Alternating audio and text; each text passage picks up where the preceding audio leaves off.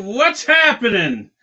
Welcome to Extreme Sports Talk EST episode number 2.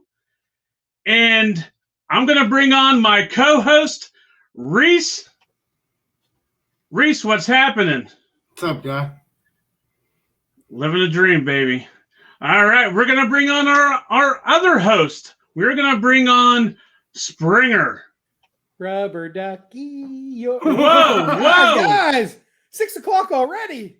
Oh, boy. What? Hold on. What in the hell's going on? I'm just getting a shower trying to freshen up, fellas. Oh, boy. Give me a minute. Let me get decent, guys. Hold on. You got it. What the hell did we just witness? Oh, man. Springer breaks the internet. Yes. He's going to go viral here in a minute. Oh, man. Wow. Oh, man. Oh, I'm back, guys. I'm back. Decent, feeling refreshed. Oh, thank goodness. Thank goodness. What in the hell did we witness? Well, I mean, you guys always said last time that you looked like I was in the bathtub. And, you caught me at that moment. Oh, that's great. Anyway, gentlemen, welcome to EST Extreme Sports Talk episode 2, and it's Mother's Day. Happy Mother's Day to all the mothers that are out there watching in the 100 different countries right now. Yeah, Yes, happy sir. Mother's Day. I wore the pink for Mother's Day, so there you go. I'd support a little bit. There you go.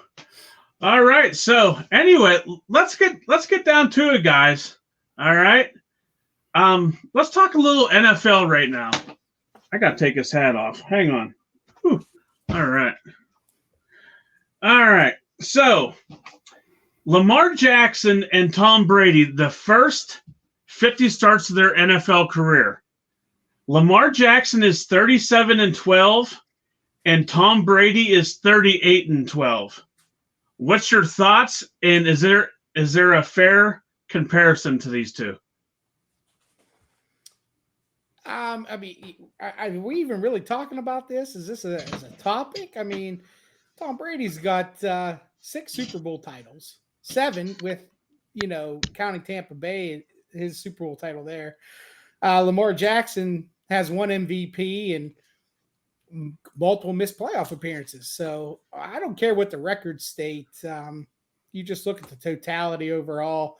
Even what Tom Brady did in those first 50 games, he already had a Super Bowl title. So it's no comparison in my book, fellas. Good point. Reese? Yeah, I don't even think it's worth me commenting on. Yeah, as much as I hate to say it, Brady's probably the greatest quarterback of all time. And you have Lamar Jackson, who's a running back throwing the ball.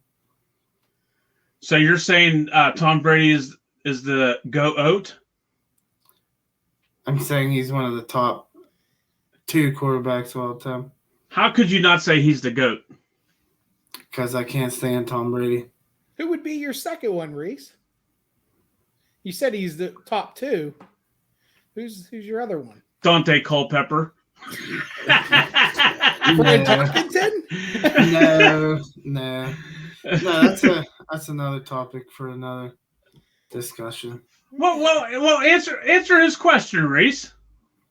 That's another time. We can have it for another topic. So give him time to think of one. Yeah, he can't think of anybody else other than Culpepper. No, nobody from Minnesota is in the top 80. Yeah, I'd agree with that.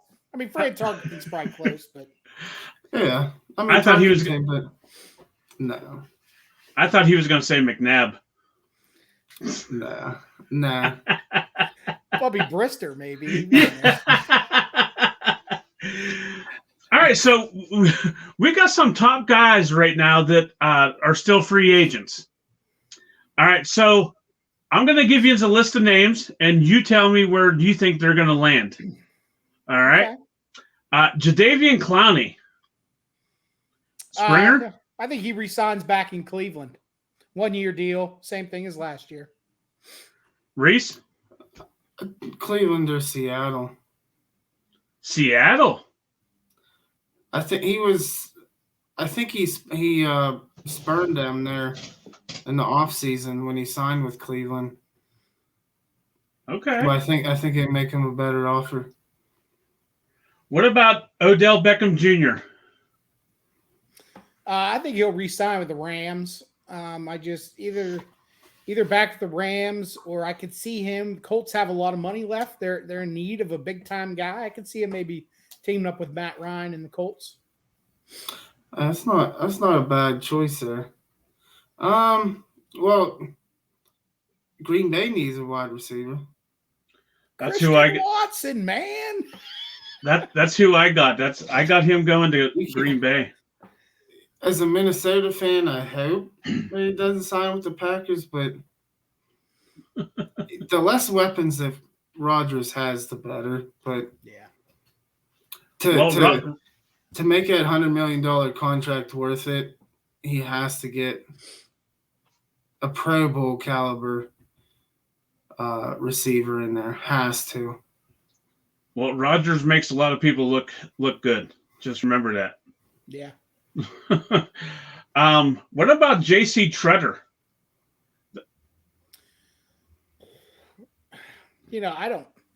Someone who's in a diehard need of a center. I mean, I don't know. I mean, Pittsburgh, maybe. If they get in the early season and Kendrick Green isn't cutting it, I mean, they did sign Max Cole, but if neither of those guys can produce, I could see Treader going there on a low 1-year deal just to kind of get them through. Linemen are needed in Minnesota. Yeah. I see a trend here. Everything's going to be Minnesota for Reese. Well, I think they declined the 5th-year option on Bradbury. They did. And he's, center guard. So, maybe not this year, maybe next year. But I actually see him going to Miami. I mean, Miami can't sign everybody. No, but neither can Pittsburgh. I don't know how much salary cap Miami has left. I don't know how much money they have left to be able to put on somebody. All right. What about Julio Jones? I think if anything with him, he's going to be one of those guys that once there's an injury, someone's going to bring him in for a workout, but I don't see him signing any sort of even a 1-year deal or a big deal. I think it's going to be someone that's going to just snag him up once they have an injury. Reese? Does he go to Arizona to counter Hopkins being out? I think that's why they traded for Marquise Brown. I think that was the proactive thing they did there. Well, they let Christian Kirk left. Fitzgerald's not there. They re-signed AJ Green. AJ Green. Yeah, but he's getting up there too. Yeah. That rookie they got last year, he's a impact player. Rondale Moore, yeah. I think they could probably get through the first 6 with Brown, Marquise Brown, with AJ Green and with Moore, especially with their tight end group getting Max Williams back. So I don't think that he's a good fit for Green Bay. I think he definitely, last year he had those injuries and he definitely underperformed. Yeah. So I could see him going to the 49ers. Yeah, but who's he going to play over? mean, you got to remember 49ers, they run a lot of two backs in the backfield. You got Debo, Brandon Ayuk, for George Kittle. Is Debo going to be there, though? Oh, yeah. He put his 49ers emblems back up on his Twitter. So, oh, did he? That was big news this week. He okay. all the 49ers logos and he followed them. So I think it's going to be a long-term contract, probably coming in the next week or so. Oh, okay. I don't follow Twitter that much, so I didn't see that. That's interesting. Yeah. He definitely wasn't happy a few weeks ago. $40 million a year make you happy. Oh, $1 million a year would make me happy. All right. What about Melvin Ingram? Well, I didn't know if you guys knew this, but he signed a free agent disclosure pick. So basically, he is already signed by the Chiefs, and he can come back for 110% of his salary last year. So if nobody signs him, he'll go back to the Chiefs under that deal. Really? Yep. I didn't even know that was possible. Neither did I. Like 2 or 3 guys that have ever used it. So basically, if you have a free agent, you can put a restricted free agent so that if they don't sign to any other team, you automatically get them back to 110% of their salary that they got paid last year. Huh. That's interesting. Yeah. Very. So he'll probably be back with the Chiefs, I would assume. I know Pittsburgh doesn't want him back. Surprised Dallas hasn't swapped him up. Right. We're going to go with another wide receiver, Jarvis Landry. Where do you think he lands? I think he'll end up back with the Browns as well. I mean, they got Amari Cooper on one side. They're going to need another person on the other side, and I think they'll get a deal done with him. Do you think Amari Cooper's a good fit in Cleveland? I do, with all those running backs. I mean, I was just talking about this today. You put Kareem Hunt, Nick Chubb back there, Amari Cooper out there. And then Deshaun Watson to top it off. You run an RPO. Who are you covering? Right. You know what I mean? You got a lot of guys. You're trying to cover up the line. He's going to have one-on-one coverage down the field. I think it's a good fit. So you think he's a better receiver than Beckham in his prime? Yes. I'd take Amari Cooper over Beckham. But personally, I think a lot of that for me is just the off the field trouble or, sideline issues you're dealing with. You're dealing with a bigger personality. Yeah. And it's hard to get them under control. Man, I don't even want to talk about this next one. So, Devin Bush, the Steelers did not pick up his 5th-year option. What's your thoughts on why they didn't, and what's your thoughts on if they will after next season? Go ahead, Reese. It's the list of injuries and underperforming. That's simple. He had a great college career, and it seemed like he'd be a great fit for Pittsburgh, but it's with the injuries. His first year, I thought he was really good his first year. Yeah, I just think some of the issues is I don't believe he's truly a number one. He has to have a good, in the Steelers system, he has to have another good inside linebacker to play with. He just doesn't show the instincts. He has that sideline capability, but like Reese said with injuries, he hasn't been on the field enough. I think it's one of those almost what they did with, I think it was named Jarvis Jones, that outside linebacker they had. They're going to do the same thing with him. You got this year to prove it. If not, you're out of here. Yeah, and I really liked him. I really did.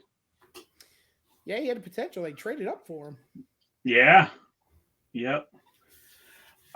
So Tyrann Mathieu, the Reese, I'll let you say. What's his nickname? The Honey Badger. All right. I wanted you to say it. So he is signing a 3-year deal with the Saints. How do you feel about him joining the Saints, and does that bolster up their defense a little bit more just by signing him? Yeah, I think it really does. I mean, they lost Marcus Williams in the offseason, and I think he steps right in, takes the place of him.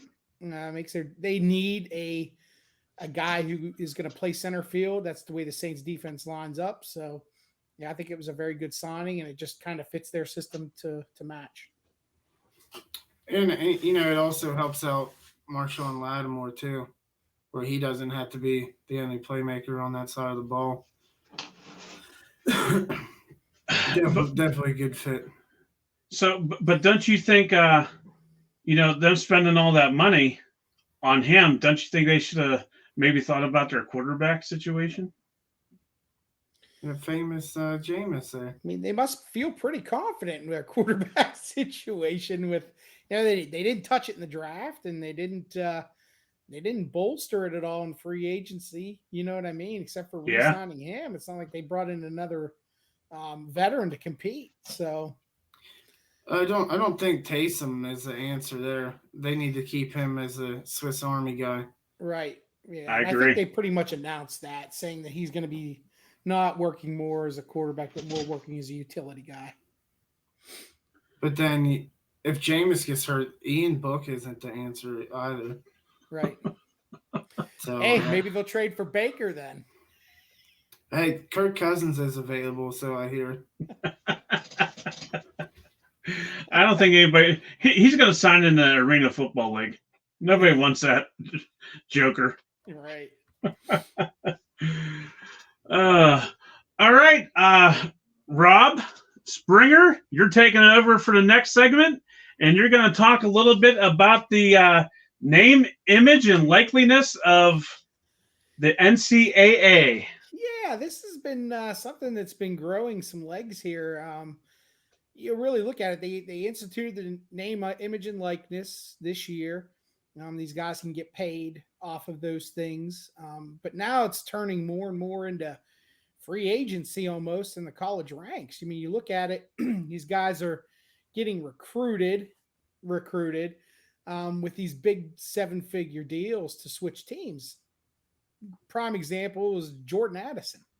He's probably the top receiver from Pitt, and he's getting thrown all this money at him to go to USC, and Pitt can't compete with that.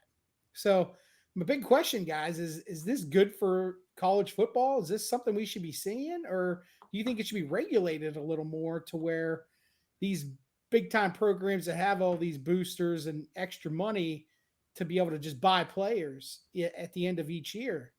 Because these little guys can't compete anymore. So what are you guys' feelings about this? Larry, it's hard to hear you on mute, buddy. Sorry. I always do that. I do think it. What, Reese? I wasn't saving you this time.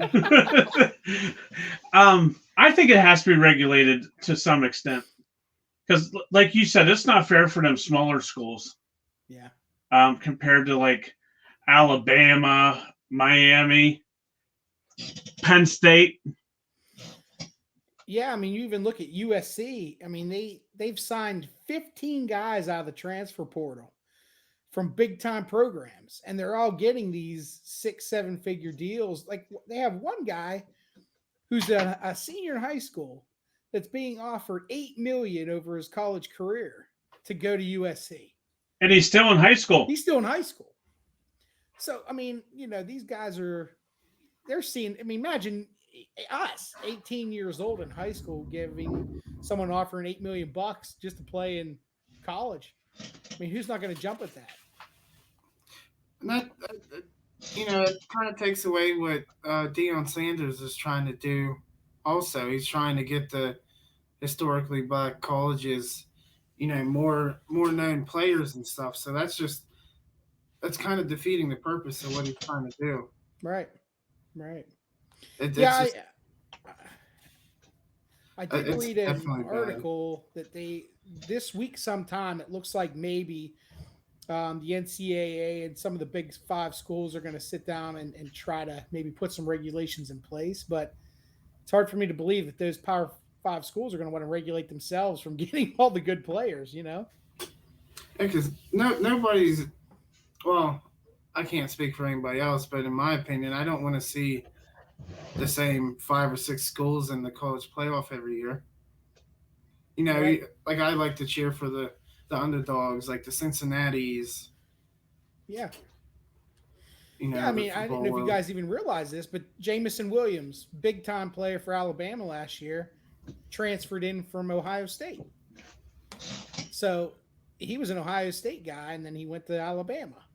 So it's like, what are you going to do? But I think there's some definitely overreaching on this name, image, and likeness stuff for them to recruit like this. So I don't follow college football or sports that much, just Penn State football. So that's why we got you, the game. We got you for all this. That's right. Yeah, I followed head to toe. College, pros, it doesn't matter. Oh, man. All right. So we're going to do a little thing called rapid fire. I know we've all heard of this before. So I'm gonna say something and you tell me yes, no, however you want to answer it. All right. Cincinnati Reds, do they reach 50 wins this season? No. If they continue to play the Pirates every other 3 series, then yeah. See, we always have to have a shithead to screw everything up. Well, yeah. Okay. Do the Mavs come back against the Suns? Yes or no? And win the series? Nope. No. 76ers, do they win the series over the Heat, being 2 games down? Yes. I am taking the yes on that. All as right. long as Embiid stays healthy. Where's Game 7 at? It'd be in Miami. They're the 1 seed. I'll say no.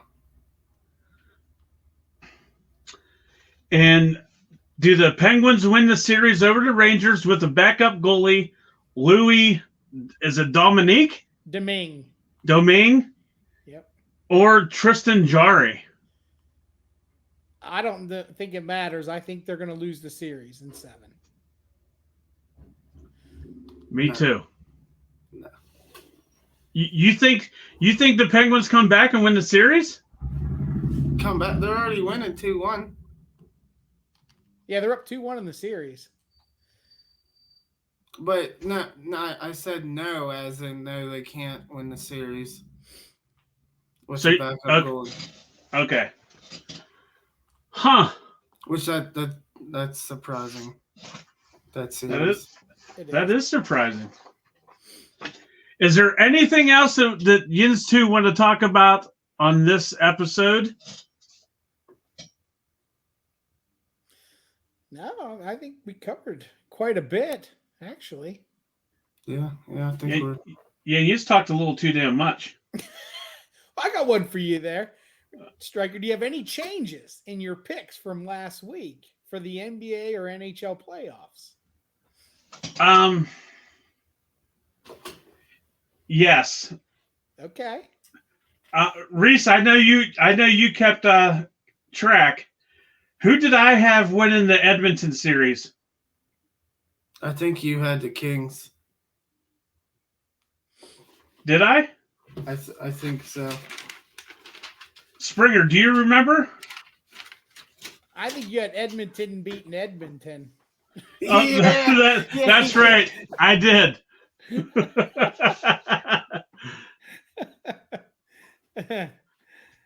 I don't remember who you picked in that series there, Larry, to be honest. I think I did pick the Kings. Okay. I don't know. I might have to change that one. I might have to change it to the Oilers.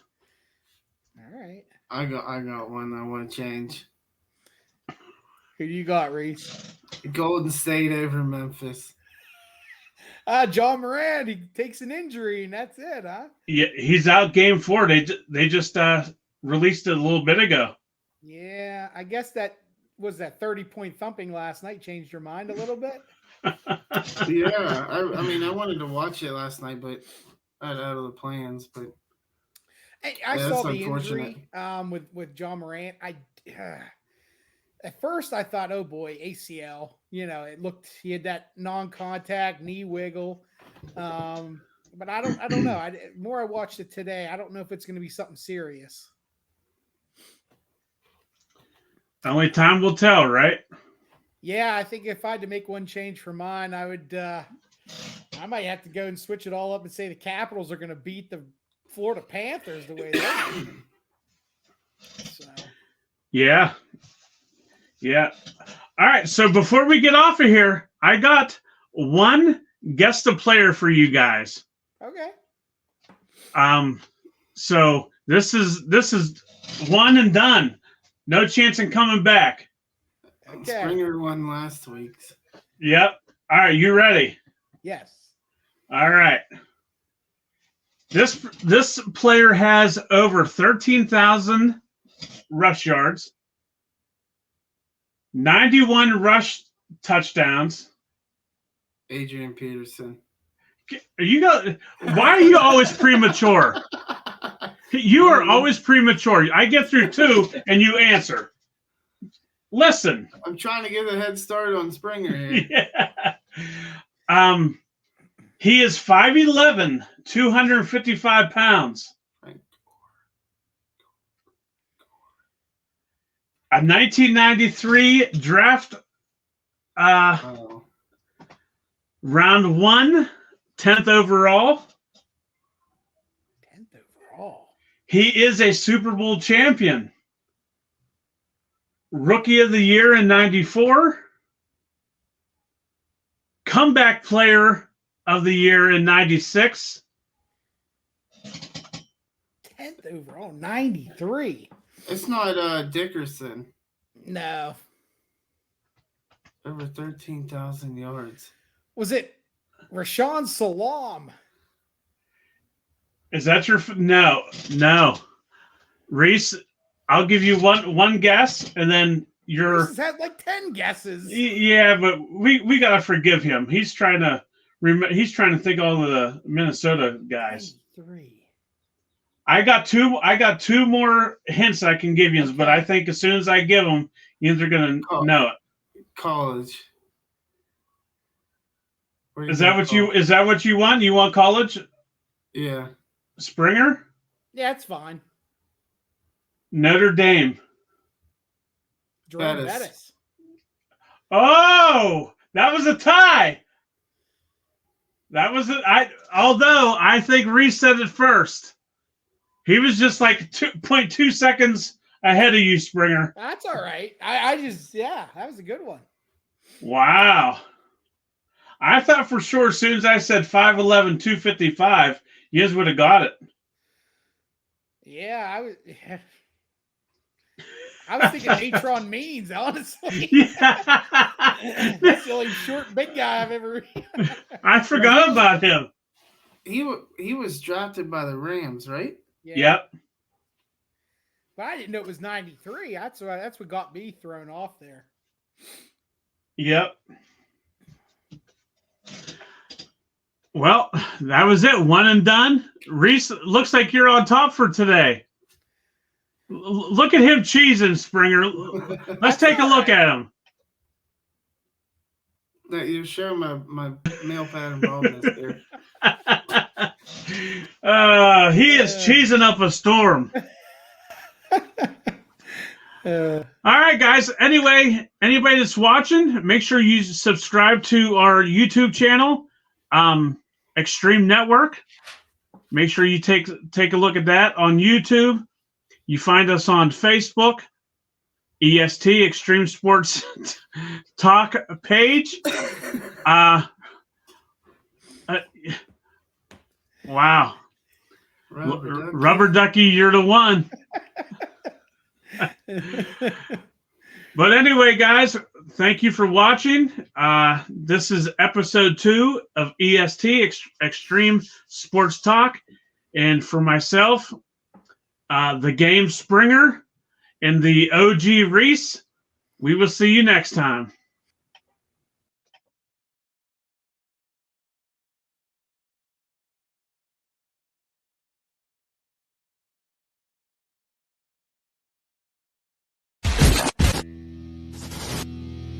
Mm-hmm.